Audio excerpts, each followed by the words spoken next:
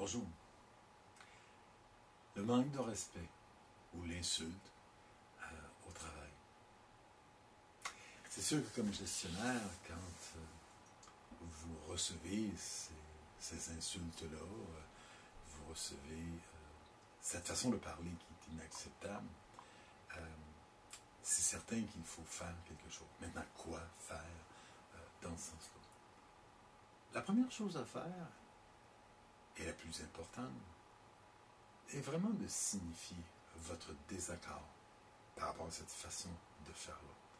De signifier votre désaccord par rapport au ton employé, par rapport à l'attitude utilisée, par rapport aux mots qui ont été dits.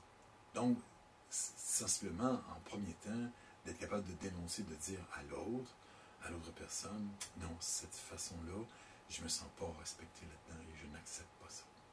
Donc, c'est la première chose à faire. Parce que si on n'intervient pas face à ces gens qui nous agressent ou qui nous insultent, ça n'aura pas de fin. Les gens vont toujours aller plus loin, aller plus loin.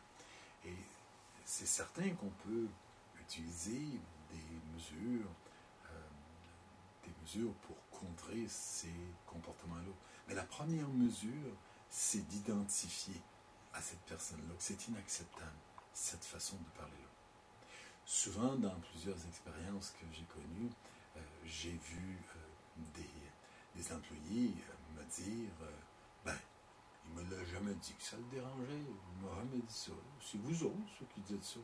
Lui, il ne me l'a jamais dit. Et effectivement, la personne concernée n'avait jamais pris le temps ou n'avait jamais pris l'énergie pour être capable de dire à son interlocuteur cette façon de me parler est inacceptable ou cette attitude est inacceptable. Donc, ça, c'est la première chose.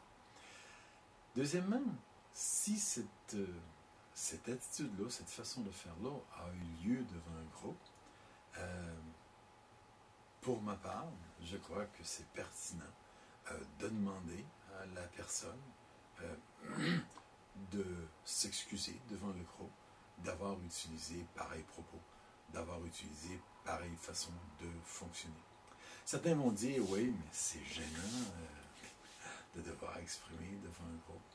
À mon avis, ça prend à peu près la même somme d'énergie pour être capable de dire à quelqu'un des mots inconvenants et de s'en excuser par la suite.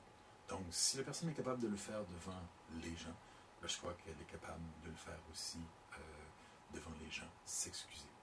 Et c'est important aussi d'outiller nos employés, dans le sens que c'est certain que dans certaines situations, je dois prendre des décisions comme gestionnaire, et des décisions qui vont plaire et des décisions qui vont moins plaire. Et c'est possible d'exprimer à ses employés, de dire je suis d'accord que tu m'exprimes que tu n'es pas d'accord avec cette forme-là, que tes droits semblent être brimés, que tu n'as pas eu l'impression qu'on t'a demandé ton avis, etc. Ça, je suis prêt à le recevoir.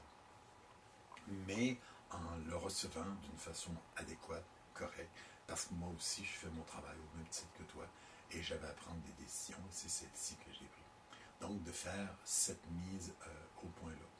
Vous allez y gagner beaucoup avec les employés et vous allez vous rendre compte que les gens vont avoir beaucoup plus de respect pour une personne qui a la capacité de se tenir debout et de dire ça ne passe pas. Me faire parler ici, je ne me sens pas respecté et j'accepte.